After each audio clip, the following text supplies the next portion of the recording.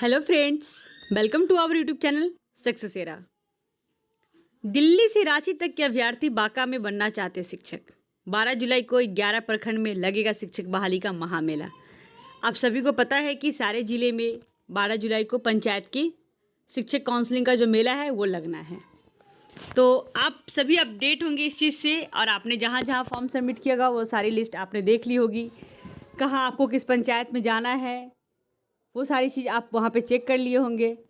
तो थोड़ा सा इससे अपडेट होते हैं, फिर मैं एक और इम्पॉर्टेंट इन्फॉर्मेशन मैं आप लोग के साथ इसमें शेयर करूँगी। 1 to 5 शिक्षक बहाली के लिए 12 जुलाई को सभी प्रखंड मुख्यालय में लगने वाले हैं महामेला की हर तरफ तैयारी दिख रही है। इस दिन प्रखंड मुख्यालय के बने नियोजन कैंप में 20,000 से अधिक आवेदकों के साथ बड़ी संख्या में उनके स्वजनों के पहुँचने की उम्मीद है। इस कैंप की सफलता के लिए शुक्रवार को शिक्षा विभाग के अधिकारियों की 16वीं बीसी हुई। तैयारी के एक एक बिंदु पर चर्चा की गई। सभी नियोजन समिति की पूरी पारदर्शिता के साथ नियोजन पूरा करने को कहा गया। नियोजन समिति कैंप के बाहर अपनी रिक्ति और मेधा सूची जारी करेगा। इसके अलावा केंद्र के बाहर हर सूचना जारी की जाएगी। सभी नियोजन समिति को बहाली के वक्त की पूरी वीडियोग्राफी कराने को कहा गया है। साथ ही वहाँ साउंड सिस्टम भी तैयार रखने को कहा गया है। हर आवेदक का नाम 3 बार माइक में पुकारेगा, उसके बाद ही उनका मौका खत्म होगा। ठीक है, और उसके बाद क्या है, देखिए मौका खत्म होगा, ये चीज़ तो बहुत इन्फॉर्मेशन है ही हम सभी के लिए कि 3 मौका हम लोगों को मिलता है।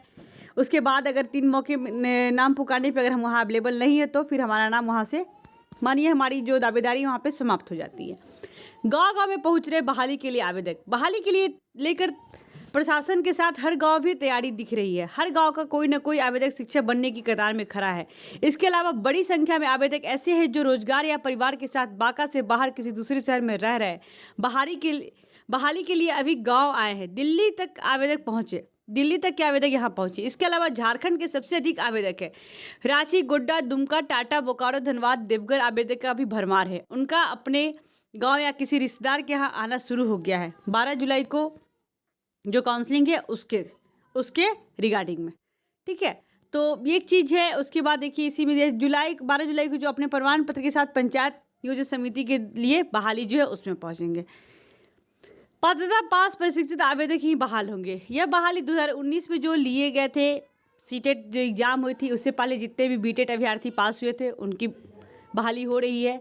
यह बहाली 2019 में लिए गए आवेदक के आलोक में ही हो रही है। उस वक्त बिहार या केंद्र सरकार के शिक्षक पात्रता परीक्षा पास आवेदक ही इसमें भाग ले सकेंगे। साथ ही उनका शिक्षक का प्रशिक्षण लेना भी जरूरी है, यानी आवेदक ने बीएड या डीएलएड निश्चित रूप से किया हो। इसके बाद भी जरूरी हो कि आवेदक का नाम उस पंचायत की मेधा सूची में शामिल हो जिस पंचायत में उसे बहाल होना है। सबसे बड़ी समस्या ये आ रही है कि सभी नियोजन समिति में इकाई में जो लोगों ने आवेदक किया है, इस बार जो धांधली है, रंजीत सर कितनी बार कह चुके हैं कि धांधली नहीं होनी चाहिए, लेकिन धांधली की तो हद हो गई। आप खुद से चेक करेंगे अभ्यर्थियों का लिस्ट तो आप देखेंगे ऊपर से जो टॉप 10 है, टॉप 20 में 50% अभ्यर्थी आपको फर्जी मिलेंगे। दूसरी बात, अगर किसी मुखिया के द्वारा वहाँ का सेट इधर से उधर किया गया है तो आपको उस आवेदक का उस लिस्ट पर नाम नहीं मिलेगा। तीसरी बात यह है कि आप एक और चीज़ देखेंगे, कहीं आपका मेधा अंक कम करके आपत्ति के बाद भी उसको नहीं सुधारा गया। अभ्यर्थियों में असमंजस की बात यह है कि लोग जाए तो जाए किस पंचायत में जाए।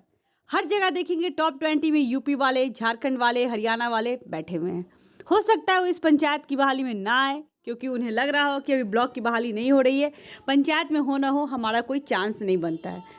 इसलिए यहाँ के जो लोकल अभ्यर्थी है उन्हें लगता है कि हाँ हमारा हो सकता है तो वो जाएंगे, लेकिन इसके बाद भी अभ्यर्थियों में यह आशंका फैली हुई है कि हम किस पंचायत में जाए, क्योंकि सभी की बहाली एक ही साथ हो रही है।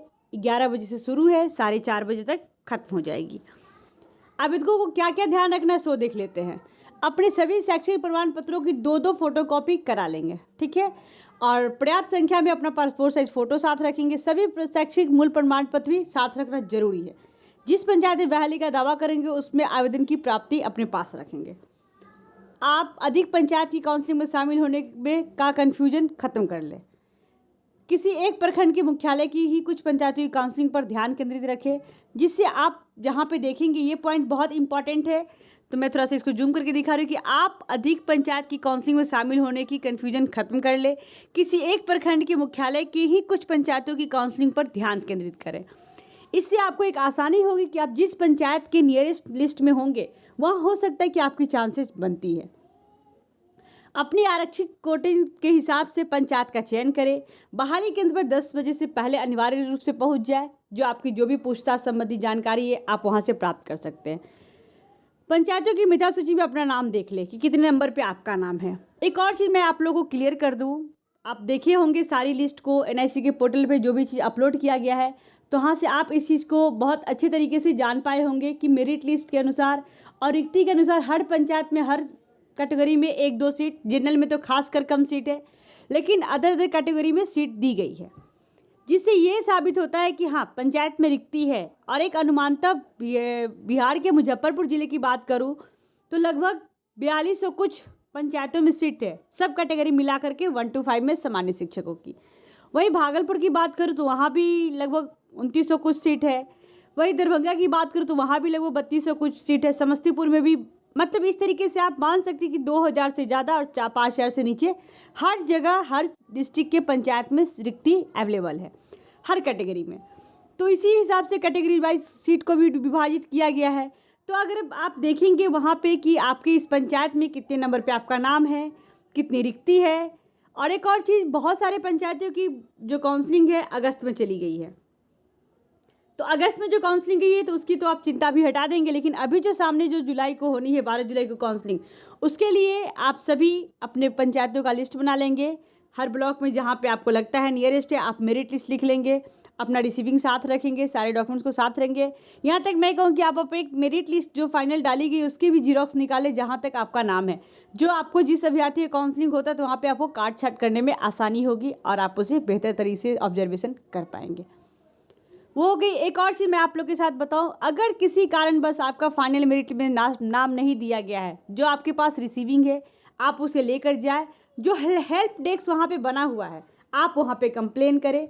हो सकता है आप वर्बली कंप्लेन करें, नहीं तो आप लीक करके एप्लीकेशन डालें। उस एप्लीकेशन से क्या होगा कि आप वहाँ पे जा करके जो सारी जगह की जो अधिकारियों को नियुक्ति हुई है आप उन अधिकारियों के से अपनी शिकायत करें। और इस तरह की समस्या बहुत लोगों के साथ हुई है। इवन मैं कहूँ तो ये चीज़ मेरे साथ ही परेशानी आ रही है।